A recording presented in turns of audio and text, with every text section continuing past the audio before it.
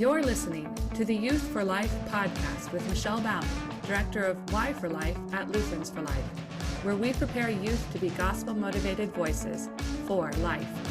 Be sure to stick around after today's live recording of our Chats for Life program to find out how you can be live too on our next Youth for Life podcast. Welcome to our discussion tonight. We are going to be talking about surrogacy with our expert presenter, Pastor Stiegemeyer, who is out at Irvine. To begin, we want to open with prayer, and usually I have a pastor do that. I'm putting you on the spot, though, Scott. If you would rather not, I will ask one of the students to do so. But if you'd like to open us with prayer, you're welcome to. I'm happy to do that. Okay.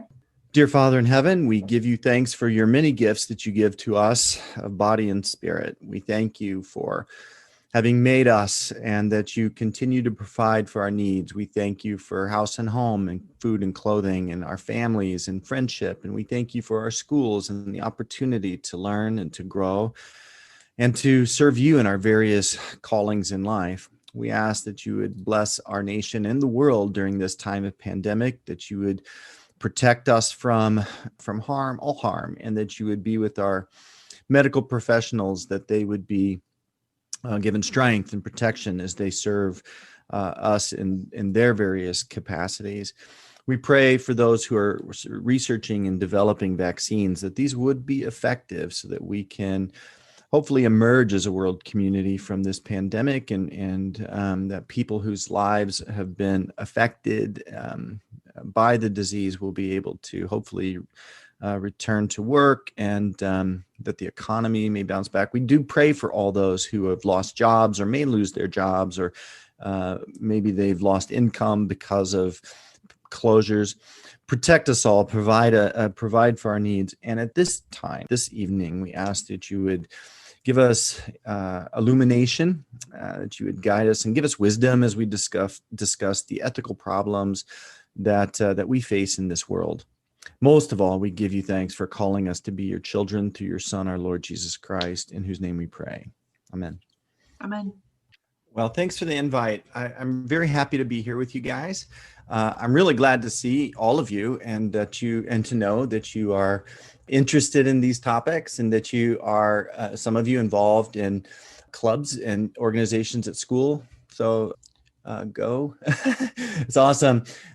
We do need to talk about complicated issues. We do need, as a church, as Christians, we do need to be able to think through some of the complex questions that come up, because sometimes these things, medical things, as new things come up. Of course, surrogacy is not exactly new, but as new things do come along, as new technologies come along, sometimes we as Christians need to sort of offer some wisdom as best we can for the world and for each other, for other Christians. And that's not always immediately easy. Sometimes it takes a little time for us to think through things. Some things are obvious.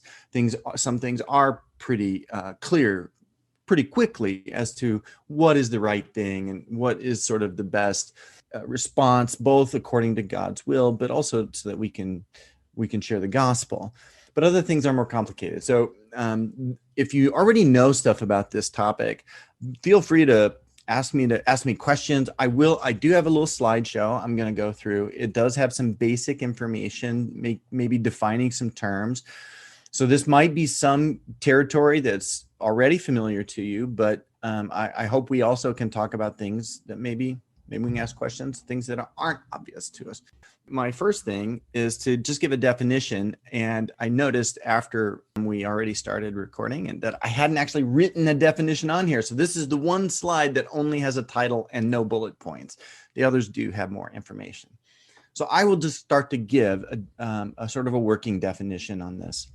Surrogate is, in this context, I mean, the word surrogate just sort of means that somebody's doing something in the place of someone else. It's like a substitute. But in terms of ethics or bioethics or reproductive medicine, reproductive practices in the world today, surrogacy refers to when a woman carries someone else's baby, okay, that the embryo is transferred from someone else. It involves IVF ordinarily, and that they carry another person's child. Okay, I'm going to define more. I'm going to talk about the different types of surrogacy, talk a little bit about history, and hopefully talk a lot about some of the ethical problems that come up with this topic. It is nothing new. There has been forms of surrogacy around for thousands of years. Okay, medical technologies give more options, give more possibilities for people to do things like this. But as a basic concept, it's been around a long time. Oh, the other thing I wanted to say on this point too is that no, it's not new, but it has grown rapidly as a practice globally, especially in the last 20 years. There's really been remarkable growth in the practice of surrogacy around the world. And we're going to talk about some of the international implications and what it's like in the United States. And since I live in California, I will talk a little bit about California stuff too. So there's basically, we would say maybe two forms. Okay, so there's the traditional surrogacy, which is when the woman who is going to bear the child, who's going to carry the pregnancy, she is contributing her egg, basically. So the sperm from a man is given to her so that and the egg is hers, and that is then fertilized, and then she carries it, but she will most likely give the child, once the child is born, she'll give the child to either the biological father or someone else, some other parents. So in the old days, before they had things like IVF or technology, then so the man, the husband who wants to be the father of the child will, in the old-fashioned way, will conceive a child with a woman, but then she is going to relinquish her right as mother to the father's spouse or some other person.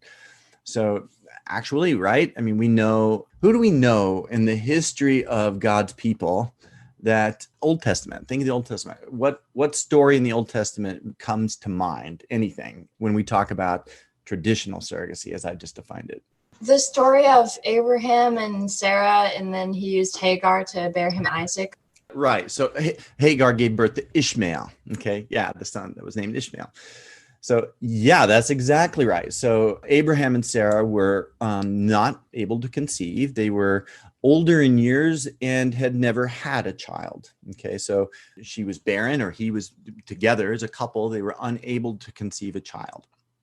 And so the idea was God had promised to Abraham that he'd be the father of many nations, and that from them would come the Savior of the world. Through his bloodline would come the Savior of the world. So there was this promise given to them. But years went by, time passed, and it didn't come about. So they came up with the idea, well, let's take this into our own hands. And here's my handmaid, Hagar.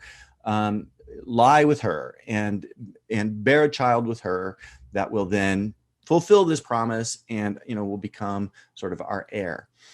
Well, they did have a child, Ishmael, and then Sarah, of course, also had a child, right? She got pregnant and they had Isaac. So that was an example of a woman sort of substituting, standing in for a man's wife to give them a child. Okay, so that's the traditional way.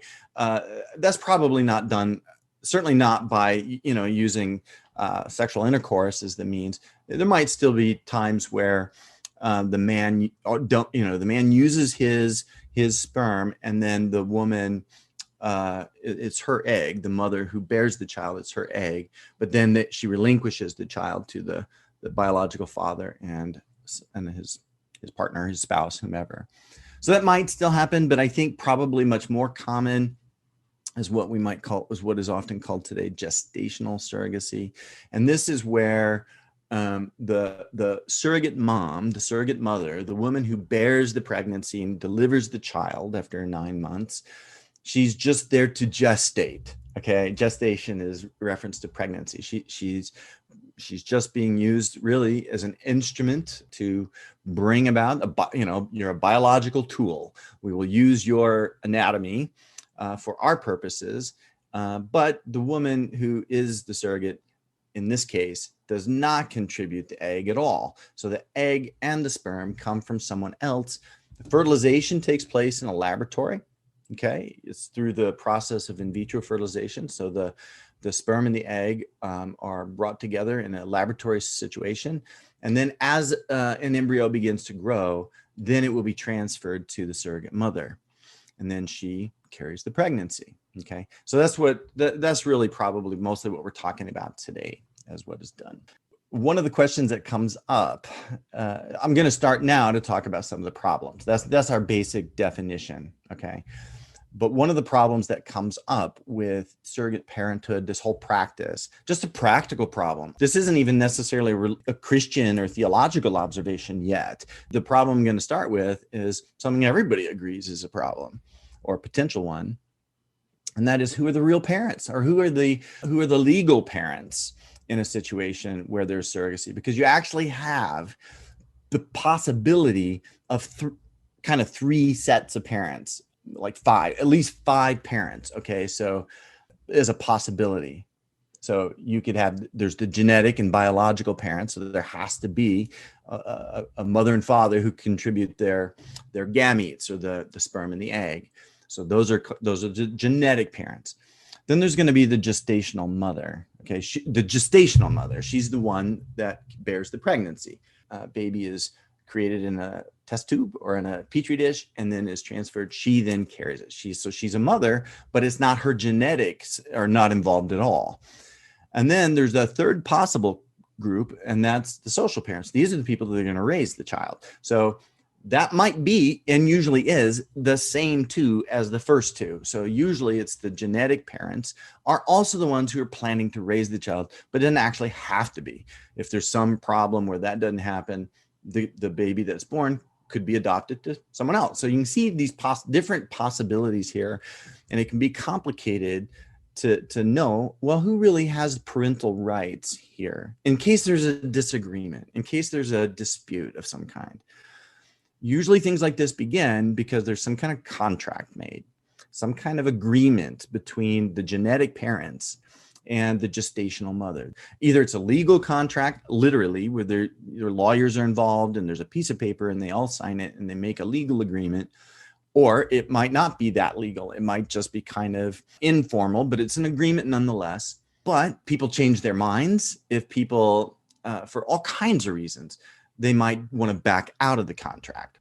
So the gestational mother may form, and understandably probably will form, an emotional bond during the pregnancy. This is very natural, is how we're created, that she would have an emotional bond to the child that is growing within her. And she's going to feel it kicking. She's going to have all this awareness of its growth in a very, very natural bodily way, very, very physical way. So she may not actually want to relinquish the child when she delivers, or she might want, maybe she'll relinquish the child, but maybe she wants to have some visitation, some opportunity to at least know about the child, or know the child as he or she grows. But maybe the genetic parents don't want that. So there could be all kinds of problems there. If they go to court, boy, then it's going to be problems. Because one of the reasons that would be a big complicated problem is that in the United States, we don't have very good laws about this. Other countries, actually, a lot of other countries actually have at least a better system. The United States in this way is kind of the frontier. We're kind of the Wild West, because some states have regulations, some states have very little regulation. So it can be really complicated, depends on where you are. And sometimes the laws that are in place in the United States, there may be some regulations, but there's all kinds of ways to wiggle out of it. So those are complications too.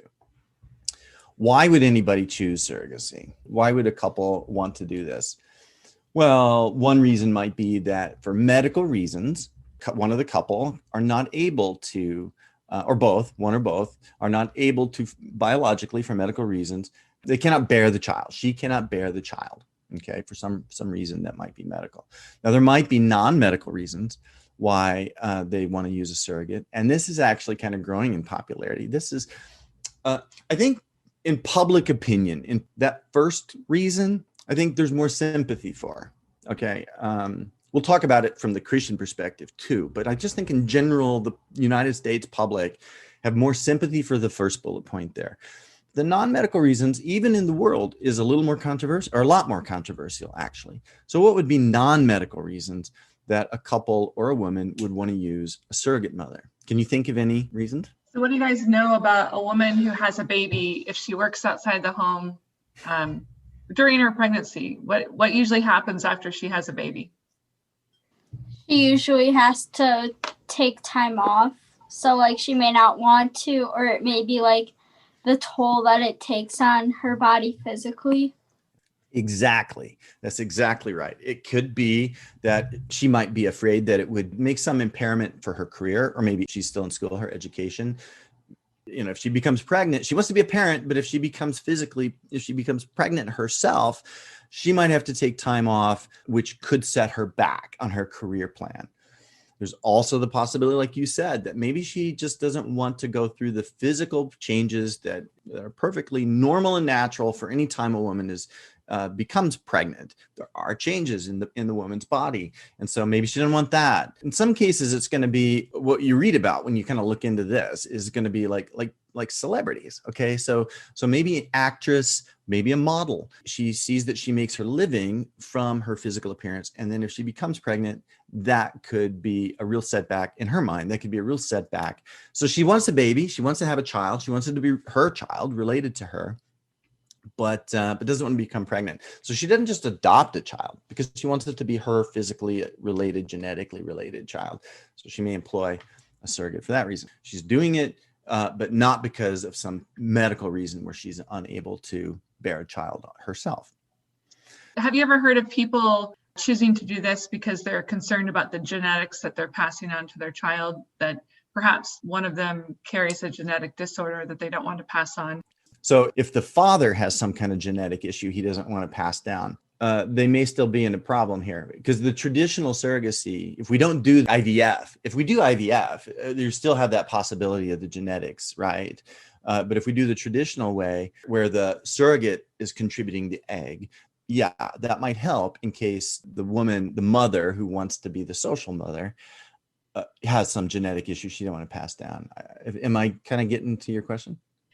Yeah, I think in talking to students, when I was teaching in the classroom, there are occasionally students who would say, my parents only chose to have one child because they carry this disease.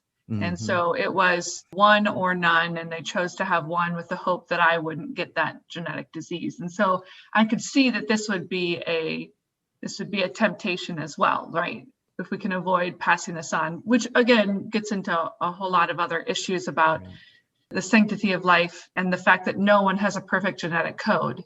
So, but yes, that's what I was just wondering. Yeah, I could see that happening. I don't know how common that is, because even with surrogacy, it usually is still going to be the genetic contribution from the same mom and dad, unless they're using donors, right? I mean, they may use, of course, there could be donor sperm, donor eggs that they still want a surrogate mom.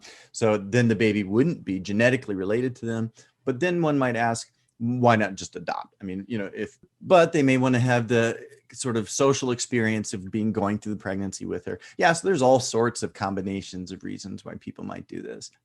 Yeah, the other reason that people might do this is if, let's say it's two men. Okay, nowadays, right? That same-sex marriage is legal in the United States, as it is in many other countries. So if there are two men who are legally married and want to have a child that is biologically related to one of them, then they may use a surrogate. Okay, that might be one way they would do that. They might use a donated egg, or the surrogate mother might be the one who contributes the egg. So that's another possibility too. That's probably becoming more and more common.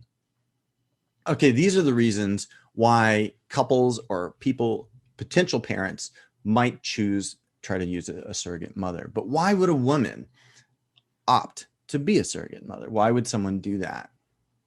I'll mention a couple of things. There are really some strong motivations. Okay, we can look at this. Look at these two categories: commercial surrogacy and altruistic surrogacy. So altruism, that refers to doing something out of the kindness of your heart. So sometimes it might be a woman who is willing to be a surrogate for someone she knows, or maybe it's a relative, maybe it's her sister who's not able to bear a child, or some other relative or friend. And so out of kindness, she's doing a favor. She wants to do this. That's why she might be motivated to do this. It's out of goodness of her heart. She's going to help them, these people she cares about, have their own baby. Okay, so that might be why she would volunteer to do that. Commercial surrogacy is just like it sounds, is that it's a monetary arrangement. There may be a combination of these two things. Usually with altruistic surrogacy, though, yeah, there might be some money exchanged, but it's usually just going to be for expenses, medical expenses. In altruistic surrogacy, the surrogate mom doesn't like make money. She has her medical bills paid for, but she doesn't make money. But commercial surrogacy is where you pay for the medical bills for sure, but then you pay perhaps even a lot of money. It can sometimes be a large sum of money for her as a sort of a fee. Okay, so these are pretty strong motivations. Especially if you are a woman that maybe you're not doing well financially, maybe you're poor, right? Maybe you're very poor. So this could be a possible motivation for wanting to do this. I'll talk about why maybe that's not always a good idea, even if that is your motive. That by itself has all kinds of ethical issues too. So these are going to be the two of the sort of motives. And this is where the legal question comes in a lot. First, a lot of countries in the world ban this altogether. Okay. Many countries just, no, it's illegal. France and Germany, the two largest countries in Europe, say that they believe their law says that all surrogacy is against the dignity of women. It's treating women like baby machines. You're renting someone's womb. You're paying a woman for her biological functions. And so the governments of Germany and France said, it's never okay. Many other countries would say altruistic surrogacy is okay, but commercial surrogacy sounds too much like you're buying and selling babies. Maybe if you're doing it because you want to do a favor for a family member, we could make that legal. So that's like Great Britain, United Kingdom, UK. That's how it is. Commercial surrogacy is illegal, but altruistic surrogacy is legal in the UK. In the United States, both these things can happen. Some states have more restrictions than others, but I live in California, and California is considered the most surrogacy-friendly place in the world, where there's very little that you cannot do. And so commercial, altruistic, all that's fair game in California. And I'm sure other places too. So these are the two sort of motivations for why a woman might want to go forward with this. And my next slide is going to have several bullet points on it. And I'm going to talk about some of the moral problems, some of the ethical problems with it. We as Christians, so I've tried to talk about some of the practical things and why this thing is existing. But next, let's talk about some of the ethical, moral problems that come up, especially for us as Christians who have a particular view, right, of the value of human life, the meaning of human life, the meaning of family and children and marriage, and the role of procreation in family life. And because of our views on those topics, we're going to have maybe certain perspectives on this topic that people in the world don't think of. The ethical problems, the ethical issues that come up, or moral issues that come up. There are a number of them. And some of these moral issues I'm going to talk about are not only shared by Christians. Okay. There are definitely people who are other religions or no religion who can still spot that there's trouble with this stuff. So this isn't only Christians who think this way. Okay. Some of it. The first one I'm going to list is what we call the commodification of children. The commodification of children. The word commodification, a commodity is a thing which you can buy or sell. That's a commodity. A commodity is by definition a thing which you can buy or sell. And there are very many, and like I said, governments of places like France and Germany, which are not particularly Christian anymore. I mean, the observing Christian populations of places like France and Germany is really very small. Those are much more secular nations than even the United States is, much more. France in particular, France and Germany, so even though they're very, very secularized, This is one of the things that upsets them. And I think Germany kind of does that because they have a really bad past. Germany has a really bad history in bioethics. If you think about the Nazis and all the medical experiments and torture and death camps. So because of that, sometimes, interestingly, even to this day, sometimes Germany is actually more conservative on some of these bioethical things. It's changing slowly, but up to now, they've been a little more what we might call conservative on some of these things because they still remember all the bad things, the atrocities. A lot of the other countries in the world don't remember, apparently, and go all kind of hog wild on these things. France, I don't know. I mean, I don't know exactly what their motive is, but they see this. They think it's buying children. You're paying someone.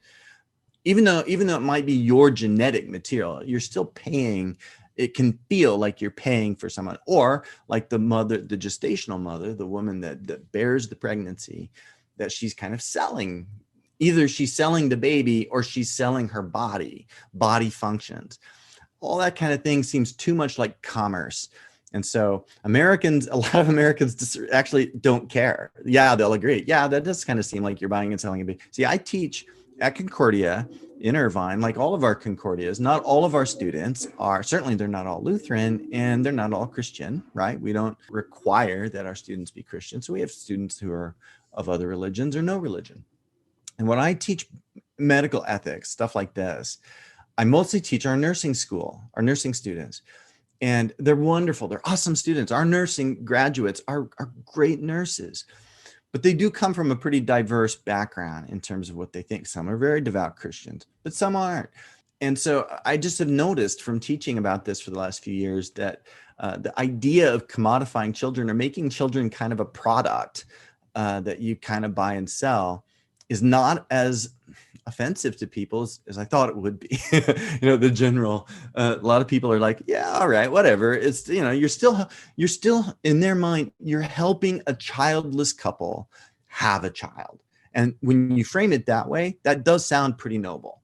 Okay. If you don't think about all the other stuff, if you just frame it that way, you're helping who doesn't want to do that, right? Help a childless couple that wants a child that's related to them genetically. You're helping that dream or that wish come true. So on a certain level, that actually sounds noble. And yeah, there's money exchanged, but so I find that this particular topic bothers some people, but surprisingly doesn't bother others at all. This other one, though, I think, so some of our issues are going to be theological because of our religious beliefs, but I'm a strong believer that as pro-life advocates, as pro-life Christians, our calling is not only to speak to other Christians and persuade them about these biblical pro-life viewpoints. Our calling is beyond that. Our calling is also to be salt of the earth, light of the world. We should be able to also speak to people that don't share the Christian faith about some of these issues and try to kind of use, in a lot of cases, we'll use reason.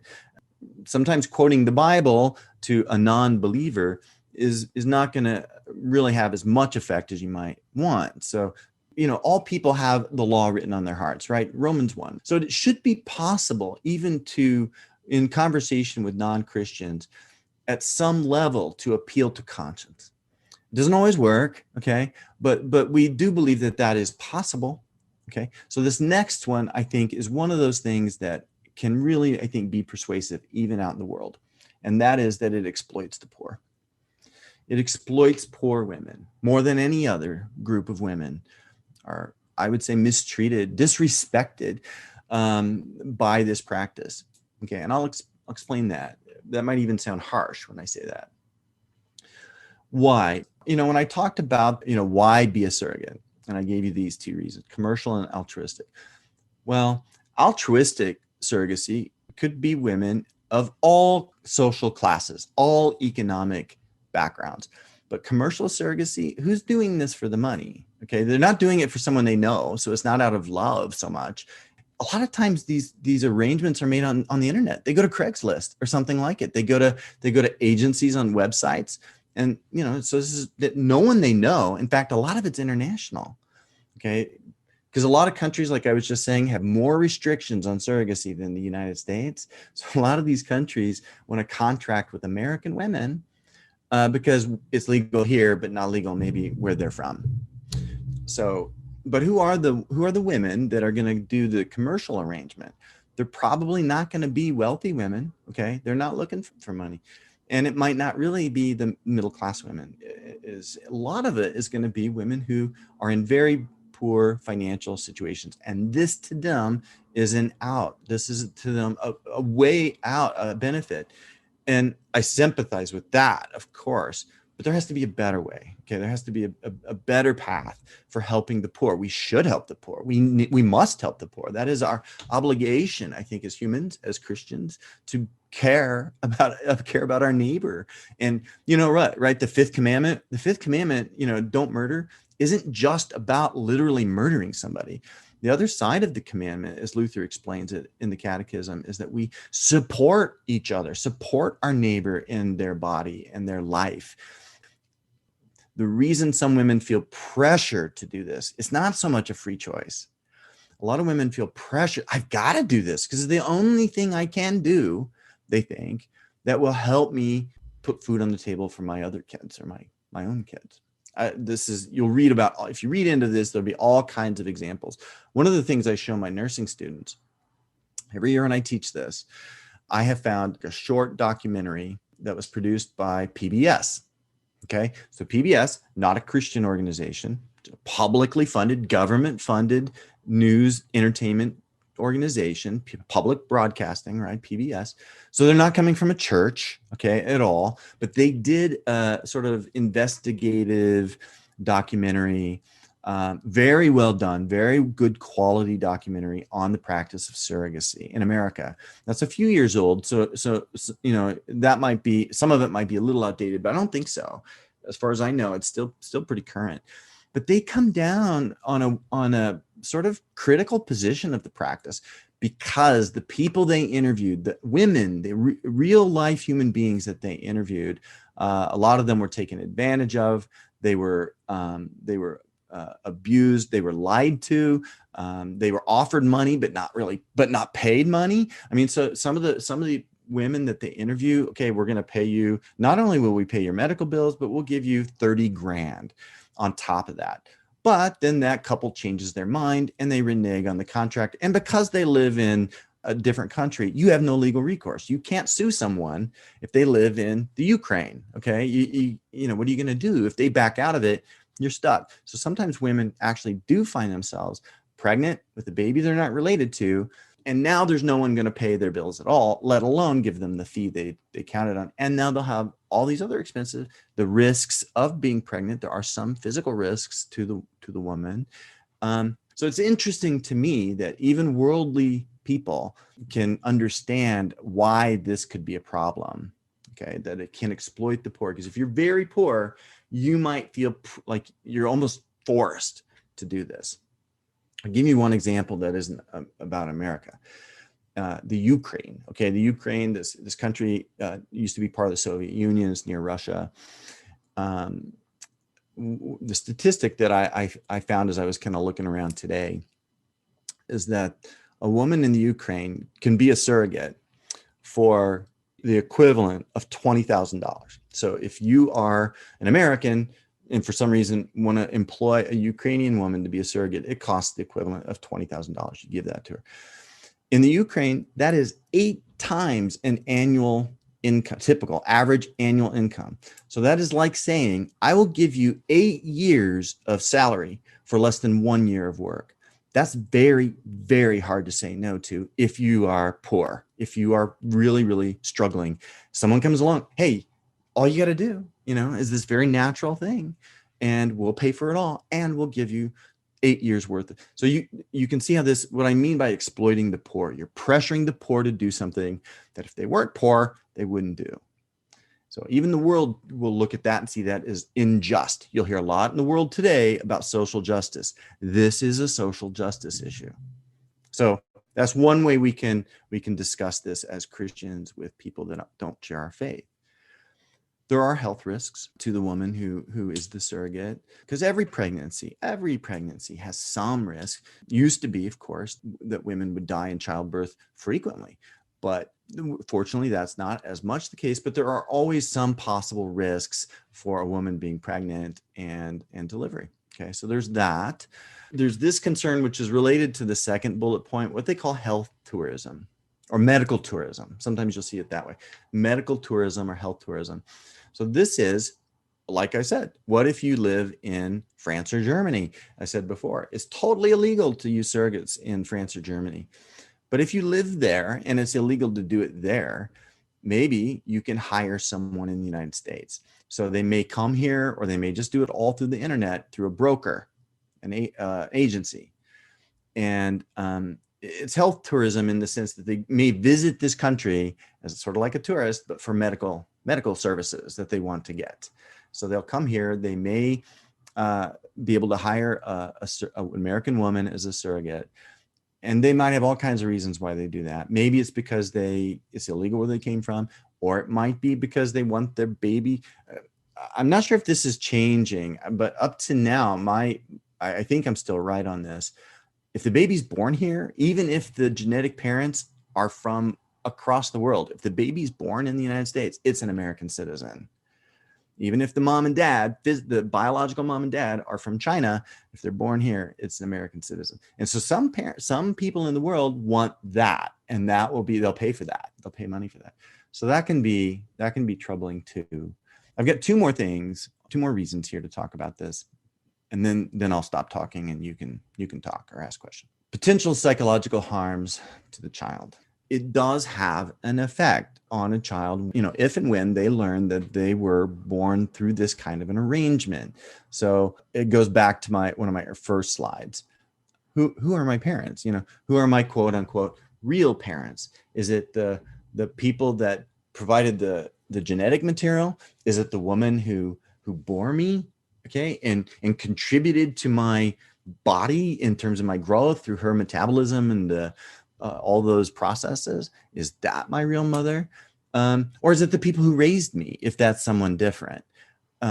Okay, maybe part of the answer is they all are, but for a lot of people that can be disconcerting. They don't really know, is this natural? Is this really the way God has intended for the family unit to exist? What brings most glory to God? Is it possible to do these things? Yeah, with science, it is possible to do some of these things. But in doing it, we really run the risk of stepping outside of God's intentions for family, God's intentions for marriage, for sexuality, for procreation. These things are the way they are naturally by design, by God's design, because they reflect the image of God in a way that other arrangements don't in the same way. So it's understandable why there are potential psychological problems for the child, or harms or emotional harms for the child as they start to question, where do I fit in? Where do I belong? And if maybe the gestational mom does have visitation rights, again, there's all kinds of possible confusions there. Who are my real parents?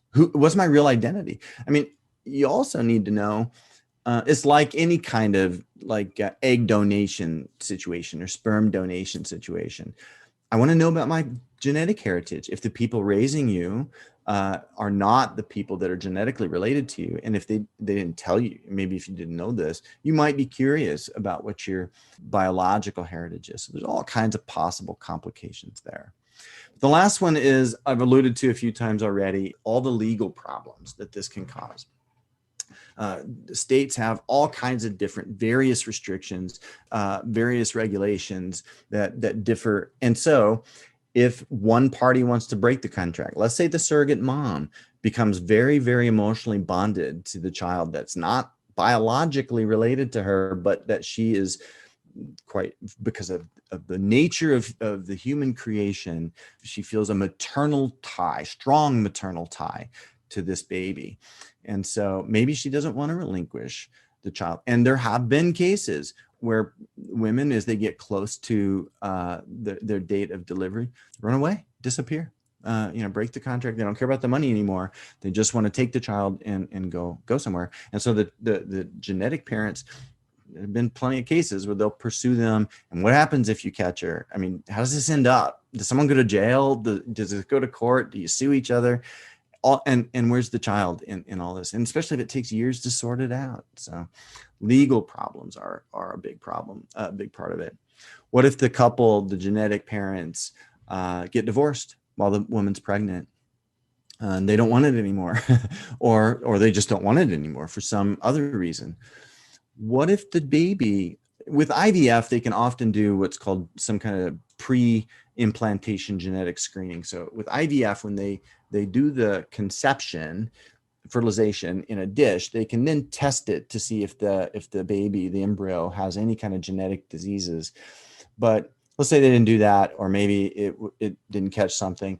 And now we find that the baby halfway through pregnancy has some genetic disease. Maybe the genetic parents, they don't want it anymore. They're not willing to pay for the rest of it.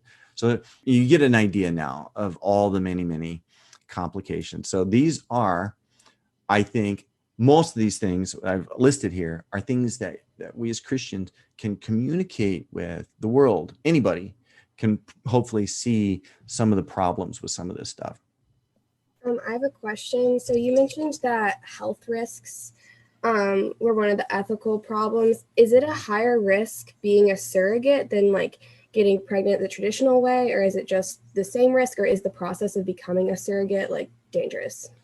Yeah, it does appear to be a higher risk, that there are some issues like with something called preeclampsia, like high blood pressure, like hypertension for the pregnant woman. Yeah, there does seem to be higher risks. I don't know if it's a lot higher. All pregnancies have some risks, but yes, there is evidence that this is even more risky to be a surrogate, because your body, if an embryo created elsewhere is transferred to her body, there are certain processes that her body didn't go through to get there. I mean, so there could be some relation there. Yeah, so there is some higher risk, right? As a follow-up question for the woman who's receiving then the embryo inside of her, would she have had to go through some hormonal treatments leading up to that? Yeah, they do that. They do some kind, I think it's Lupron. They use some hormonal treatment that will help prepare her body to receive someone else's baby embryo. Right. And the drugs that they use, yeah, they're effective, but they're risky. They're very powerful. We don't fully understand all the effects and long-term effects of some of these hormones that we use in a sort of unnatural way. They use, I think it's the same hormone. I think they use Lupron for puberty blockers for kids that are identifying as transgender and want to prevent going into puberty for a few years. It's Lupron or something related to Lupron, but that has all kinds of health problems. But it's being done. People do it. So yeah, they do give powerful drugs to the woman to help prepare her body to receive and successfully implant the transferred embryo. And just as a side note to that, and I mentioned this last time Pastor Stiegemeyer was on. If you have not watched the video Eggsploitation, it's EGG exploitation. It's free on Amazon, and they do a very good job of explaining the possible side effects of hormone usage at that high of dosage. So I would encourage you to look that up. Yeah, that's a really good one.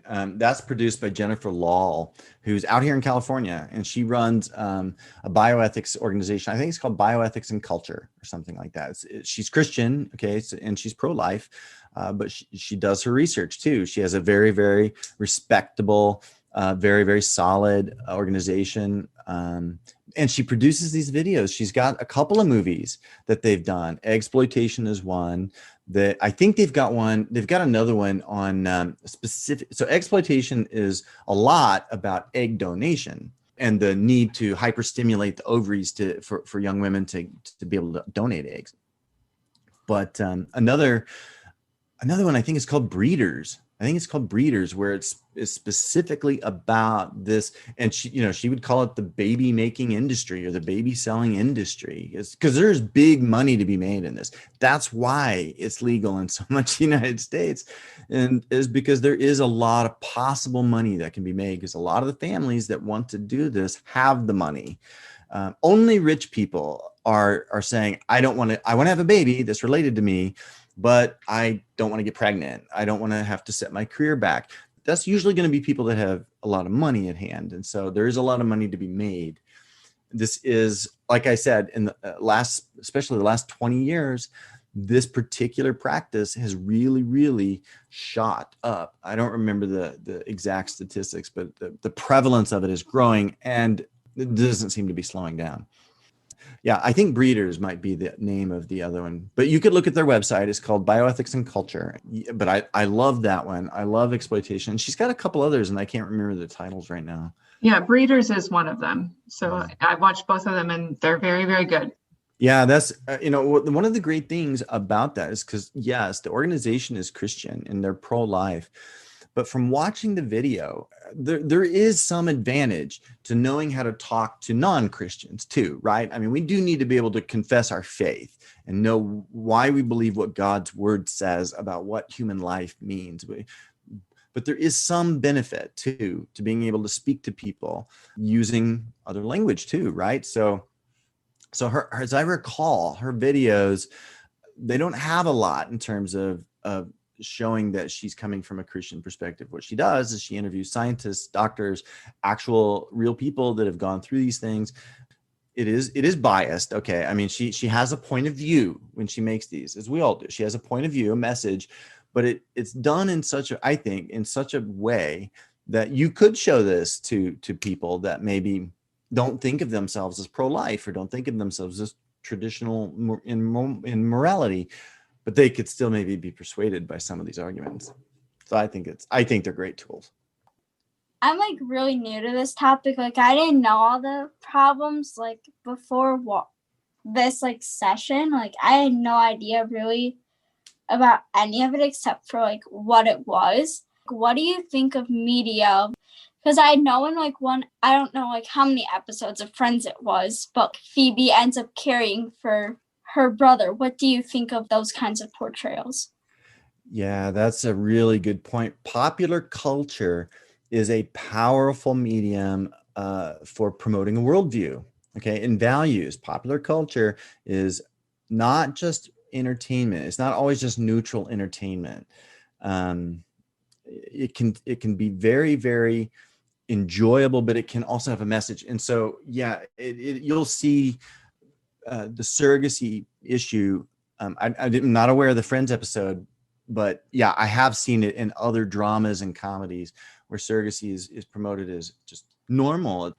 Really, we shouldn't look at it as sort of odd or unusual in any way. It's promoted as good. Okay.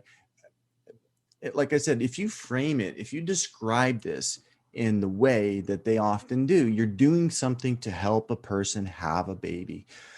Well, on the surface, that really, really is a good intention. But there are really, really healthy ways to do that, and other ways that are not God honoring and not really good for us as humans either. So, but you make a good point. In terms of shaping the majority view, nothing is as effective as popular media. Probably not the church, not the government, not the schools, not even homes. I think popular media is one of the most popular popular entertainment is one of the, magazines, novels, TV shows, podcasts, YouTube, movies, all that, music, popular music, all that is a very, very persuasive thing that can change a society's view on a topic. Not often in a way that Christians would applaud either. Yeah, I mean, I can think of other examples. You can think of like same-sex marriage, right? I mean, it wasn't that long ago that the majority of Americans didn't think that was a good idea, but that changed pretty fast. And I could name a couple of particular specific sitcoms that were very influential in changing public opinion. And so that could happen too with something like surrogacy. I totally can see that. Just to piggyback on that, and something to think about too, as you are part of Y for Life teams, right, across the nation, or Student for Life teams. I will tell you that this conversation happened at my high school where I taught probably about 5-6 years ago, because one of our students, her mother was a surrogate. And it came up in theology class, and the theology teacher had no idea that a mother had just finished, well, actually was in the process of of completing the 9 months carrying the child. And so, and it really blew up in his face as a teacher. He had, he addressed it from a Christian perspective, but he did it in such a way that maybe didn't take into account the feelings or the connections that the community had to it. And so just as a Wife for Life team, this is important information to get out there. It's information to talk about, but the manner in which we talk about it has to be a careful and an affirming, if a child exists who was conceived and carried in surrogacy, is that child still very worthwhile? Yes, and very valuable and a gift of God. And so you have to frame it in a way that is, sometimes we make decisions that we don't realize the consequences of before they are made. And sometimes we make decisions because we don't recognize that they might have ethical issues that are associated with them, right? This seems like a good thing, providing a child for someone who wants a child, right? And so as a life team, you're going to want to think of ways where this conversation can come up in a manner that does not attack, but merely informs in a gospel motivated way. Because I care about you, because I care about this situation, let's talk about this, right? So. Yeah, really, really important point there. I totally agree. When we're talking to one another, when we're talking sort of internally, as Christians, as friends, as brothers and sisters in Christ who share the same views, we might talk a little more boldly. We might just sort of put things out there and say them kind of bluntly. But we do need to be a little careful. I'm not saying water your message down. I'm not saying hide your gospel light under a bushel. But when we're talking to people who don't share our views, sometimes it's helpful not to be just so blunt. But we might not even know. I mean, like it sounds like this teacher. This teacher probably had no intention of really kind of causing a great offense. We can and should stick with our deepest convictions as Christians, but that doesn't mean we have to walk around with sledgehammers, and all the time. There are times when we probably do need to be more firm about what we believe, and more clear about what we believe. But when you're speaking to people, especially people that have never thought of this in an ethical way, like you were saying, that they really just believe they're doing something really helpful for somebody, and they're doing it out of love, maybe. And so if we come in and just sort of sound like we're blasting them, then we may not even get a chance to talk to them anymore. So that's the thing with life issues, right? Pro-life issues. I teach bioethics, so everything I talk about is controversial. And, there's always going to be somebody that doesn't agree. And so it is a skill. It is an important life skill in the world today to know when we should be really, really firm and clear, and when we can still be firm, but clear, but also delicate and patient. We don't always have to have resolution to the issue immediately. Sometimes let's patiently talk about this. We don't have to conclude. We don't have to come up with our agreement in the next 5 minutes. And when we argue with people or talk to people, we often want that, right? You have to see it this way. But maybe if with some patience and prayer, the conversation may take time, but maybe they can see the light too by the work of God. And this is actually something that we talked about with Deaconess Gillette's Word of Hope presentation. And it's not just how we engage in these maybe conversations or debates, but also just how we talk about the issues in general. So in that presentation, it was, how do we refer to abortions or even those who have had abortions in general conversation? Are we using like a tone of disgust? Are we making it very clear that we're disapproving of it? Or are we treating it as a topic that we're open to discuss about? Because if we talk about surrogacy as like, oh, she's a surrogate, and we have that disdain in our voices, someone who's considering surrogacy is never going to come talk to us and ask us what we think or how we can help them and see it in a for life view. or how we can say, well, maybe this isn't the best option because of these reasons. But that conversation is never going to be opened if they know that we're going to come at it with, anger or tied to those really deep and passionate emotions and not be able to hear what they have to say or why they're even considering it. I think that is really well said, what you just said. I think that is really well put. I totally agree. I think that you used a couple of words that I think were really hitting the nail on the head. You said disdain, you said anger, and you said disgust. And I think that is very true, that sometimes Christians, we're only human, we're weak. And so sometimes Christians, when we come across an issue that we find morally objectionable and for good reason, but if we just treat people who are maybe mired in these issues, if we treat them with anger, if we treat them with disgust, that is probably not going to be that's not loving. We can tell the truth. I don't mean at all that we should compromise, but we can do it in a manner that's gentle. Right? It's the fruit of the Spirit, right? Paul says it's the fruit of the Spirit, gentleness. Jesus in the Beatitudes, who's going to inherit the earth? The meek. Okay, not the people that are going to beat people up, but meekness. Meekness doesn't mean that you wishy-washy, that you have no opinion, that you don't believe anything. Meekness does mean, I think, gentleness, coming across sometimes with a soft word about things. Still true, but a little more softly. So I think that was a very accurate, insightful way to say it too. Anybody else? What would your advice be to someone that is Christian and is considering using surrogacy to have a child?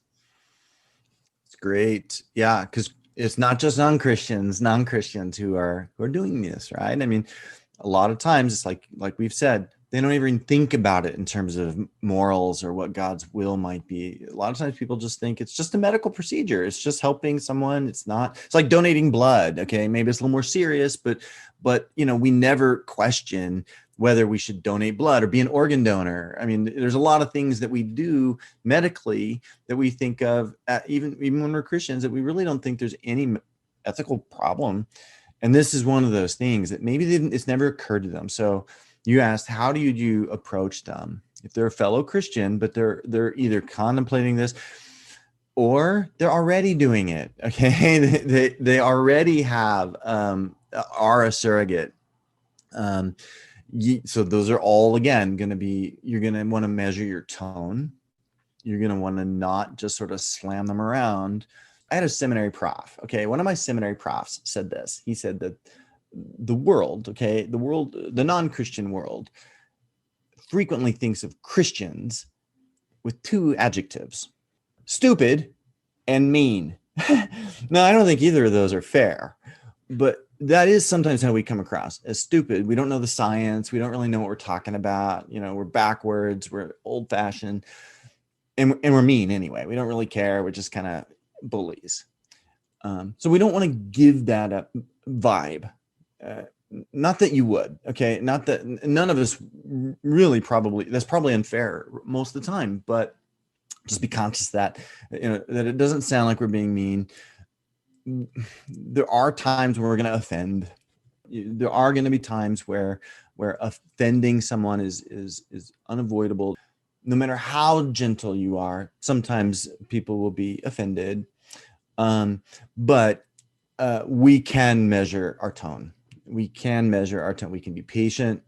I think that we can start to talk to people. I think we can start to talk about if they haven't gone there, right? If they're just contemplating it, I think your conversation will be different than if they've already done it, or maybe they've already had the baby. Maybe, so that'd be a little different kind of conversation. If they're just contemplating it, then I think you want to focus on, well, let's think about maybe if this is a good idea. Is this good for us? Is this good for you? Is this good for the baby? Is this good for society? Is this good for the world? Is this God honoring? If it's a Christian, you certainly can go there. You can say, is this really part of God's creational intent? As God is our creator, we use the word procreation, I prefer that. When we talk about having children, a lot of times people say reproduction. That's a common term. But I prefer to use the older fashioned word of procreation. Procreation says that God is using us in creating new life. We're part of that process. And that's really glorious. It's a different way. Reproduction sounds like it's a factory. Okay, we're products, we're producing. Okay, I don't want to get too upset about words, but if they haven't gone there yet, I think you could start to say things to them about, what is God's intention for children, for family, for marriage, for sex, according to the creation. And you start to look at certain Bible verses.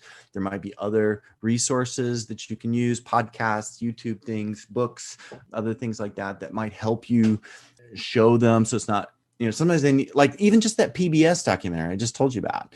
I show that to my nursing students because it says nothing up from it's not a Christian thing, but it does cause them to stop and think. It does cause them. So you could find resources like that will be thought-provoking and cause conversations.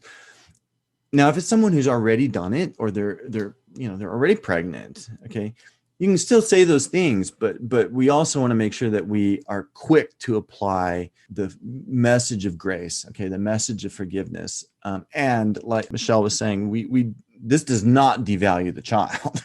This in no way devalues the child. It is probably not the way that God would intend for a child to enter the world, but that child is still precious, as are the parents, as are all the parties, all life, even life that is sinning, right? I mean, we can still uphold the basic dignity and value and precious quality of every person, because they are loved by God, because he creates us, because he's redeemed us with the blood of Jesus. So those have got to be our driving values. Those have to be our driving principles.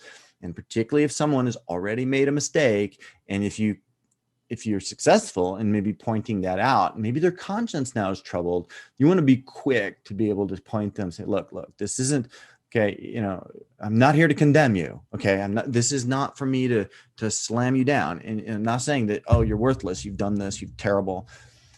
We can be quick to apply and say, oh, look, the blood of Jesus covers all our sins. But in the meantime, they can be enlightened a little bit. Okay. Learn from maybe the experiences in the past.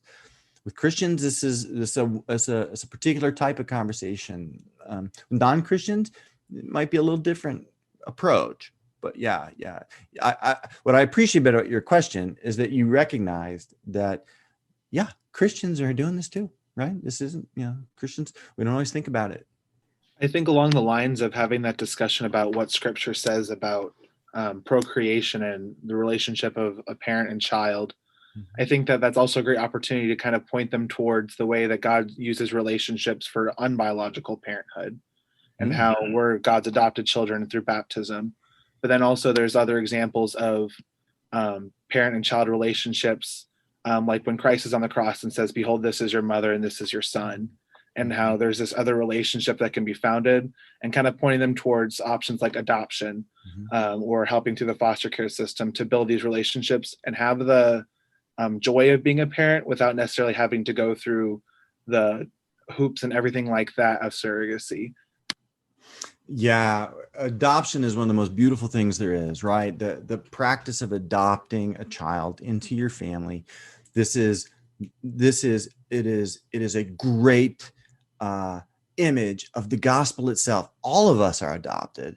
We are adopted into the family of God. We are brought in, not because we are brothers of Jesus Christ, but he is our brother now, and we are co-heirs with Jesus Christ. So there's this adoption theme all over the Bible that is a great way to proclaim the gospel. So when we adopt, or when we talk in the church about the goodness of adopting an orphan, a child or something, that is a very, very Christological thing to do and talk about.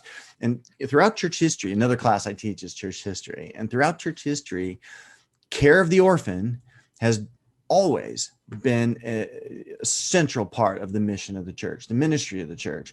In the early church, it was one of the bishop's duties, one of the pastor's duties is to make sure all the orphans in his congregation and their in their environments are placed into homes. Okay, and people did. Martin Luther, our own sort of one of our complicated heroes in the Lutheran Church, Martin Luther, he and his wife Catherine had 6 kids of their own and adopted at least 4. Okay, at least 4 that were orphaned because of the plague. I'm sure they probably had fosters too, but I know they took into their family. They already had 6. Okay, and they didn't have money, but they did, and I don't think anybody even thought about it as being so heroic, because it's what you did. It's what you do. So we can sort of recover that and rebuild that in the church. This culture where adoption is absolutely natural for us to want to do, or like you said, participate in the foster system, or even just, in the church, there are children, maybe there's a child of a single parent that could really use a little adult attention. Not that the parent's neglectful, but if there's a single parent, they might need a little extra adult attention, or big brother type attention, big sister type of attention. And just in the community of faith and with our neighbor, we can do that, right? And there are organizations like Big Brothers, Big Sisters, organizations that hook up kids with mentors and role models, which is super good. But the church, why aren't we, maybe we can talk about that in a more intentional way, that this is part of our ministry too. Some of it's just going to happen through your normal vocation in life, right? If, as a Christian, you're going to just naturally look out for young people in all sorts of ways. But this can also be something that we in the church actually talk about too, and make plans about, strategize about how we can do this better. So how can you do that in your Y for Life teams? Right? So we have a topic tonight that maybe this isn't the topic you start with. It might come up and you want to be ready for it, but is adoption a great way to start the conversation, or what other ways would you start the conversation? I think a lot of the time with people my age, or like especially girls my age that I know, it might be an interesting way to start talking about it, with how we can show respect to everybody, especially like women and stuff like that, because I have lots of friends who are really concerned with women's rights and things like that. Sure. So when you realize that this is, as Pastor Stiegemeyer said, an exploitation of especially poor women, I think that can like resonate with some people, and it can be at least a good starting place. Mm-hmm. Yeah, really, really good. Yeah, I mean, and we can find unusual allies, right? We can find unexpected allies too. Sometimes people that don't agree with us on a lot of other things, like you were saying, a lot of people are very interested in women's rights, of course, and rightly so. But sometimes people might not agree with us on even something as important as abortion, but they might get this, and we can maybe have allies in some ways that we wouldn't expect in the world when we interact. I know you mentioned that in a lot of countries, surrogacy is illegal. Mm-hmm. And this was actually something that we saw when we did our section on human trafficking. Mm-hmm. Was there have been a lot of human trafficking rings and sex trafficking rings that have been linked to surrogacy, and like these surrogate homes where they bring in all these women and then keep them there as surrogates until the American families can come and get the surrogate baby. And so how that's linked to a major human rights issue, and one that's becoming increasingly talked about in popular society, and how we can link that as, again, exploitation of the woman and a disregard for human life in general. Yeah, absolutely. As even the United Nations is on our side. Okay, the United Nations organization, which is in a lot of ways is kind of pro-abortion, right? I mean, they're pro-contraception, they're pro-birth control, including abortion as birth control. The organization known as the United Nations. But on surrogacy, they condemn it. The United Nations Committee on Human Rights, and the language they use is very similar to the language we would use, because they talk about the dignity of the women. Now, if you are a secular person, what do you mean by that? I mean, they're talking about dignity for a Christian has, I think, a pretty easy way to understand that. But I find it really interesting when people who are not Christian consciously are kind of using our language, right? They're talking about the dignity of the person. I'm glad of it. That they'll talk about the dignity of women. This is not respectful for women. And if women are coerced into this because either they're trafficked, of course that's criminal. But even if it's legal, but they're poor, and it's manipulative, right? It's like holding. Okay, forgive my metaphor. It's like, okay, imagine how cruel it would be to say, starve your dog, but then, throw them some poisoned meat at the last minute. They're not gonna have any choice. They're gonna just need that so bad. And if a person is really, really pummeled and beaten up by poverty, and they might feel like they have not that many choices in life. Some like the California, I told you how liberal it is, the surrogacy regulations here in the state of California. The reason that that our politicians give is because they frame it as a pro-choice, right? It's totally the woman's choice what she does with her body. If she wants to, for pay, offer the services of her biology, it's her body. She can do it, her body, her choice. But I think that's just naive. Often the people who are actually doing this are not often doing it just out of choice. A lot of times they're doing it because they feel like they have no choice. And so, I think this is a really, really helpful way to discuss this issue. I guess going off of what you said and like how sometimes they won't pay the women. Some of these women are in like such terrible situations, and in some areas, like they would get social ostracization for having a kid this way. And they might think, 8 years of the salary, like that's worth it. And then they don't get paid, which just traps them in poverty, and they can't get out of it. And it's just horrible abuse of women. It is. It really is. Yeah. I mean, so this does happen because the laws are so goofy on this and so various, and because it's happening across international lines where it's very difficult to enforce laws. If there's no international law, okay, so China has one set of laws, France has a different set of laws.